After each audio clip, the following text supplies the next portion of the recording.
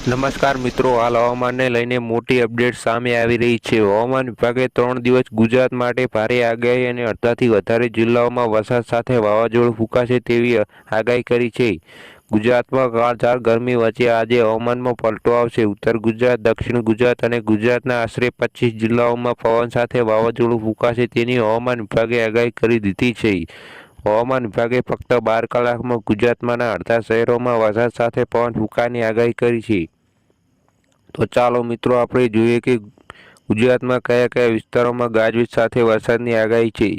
ગુજરાતમાં cyclonic circulation સક્રિય થતા સાથે ભેજનું પ્રમાણ વધતા રાજ્યમાંના અનેકો ગામમાં વીજળીના કડાકા ભડાકા સાથે વાવાઝોડુંની એન્ટ્રી થશે અને 3 દિવસ બાદ વાતાવરણ ફરીથી સૂકું રહેવાનું અનુમાન હવામાન વિભાગ દ્વારા કરવામાં આવ્યું છે અને અત્યારે રાજ્યોમાં છૂટાછવાયા વરસાદ થવાની આગાહી કરી છે. હવામાન વિભાગે જાહેર કરેલા મેઘ પ્રમાણે 12 કલાકમાં બનાસકાંઠા, મહેસાણા, સાબરકાંઠા, અરવલ્લી, ખેડા, પંચમહાલ, દાહોદ, મહીસાગર, વડોદરા, છોટાઉદેપુર, નર્મદા, ડાંગ, તાપી, નવસારી, વલસાડ વગેરે, સુરત, અમદાવાદ વગેરે વીજળીના ચમકારા સાથે છૂટાછવાયા અને ભારે વરસાદ વાવાઝોડું થવાની આગાહી કરી છે. તો નમસ્કાર મિત્રો, વિડીયો ગમે તો વિડીયોને એક લાઈક કરો, ચેનલને સબસ્ક્રાઇબ કરી નાખજો જેથી કરીને ગુજરાતના તમામ સમાચારના વિડીયો સૌથી પહેલા તમને જોવા મળતા રહે. છૂટાછવાયા વરસાદ થવાની આગાહી કરી છે. હવામાન વિભાગે જાહેર કરેલા મેઘ પ્રમાણે 12 કલાકમાં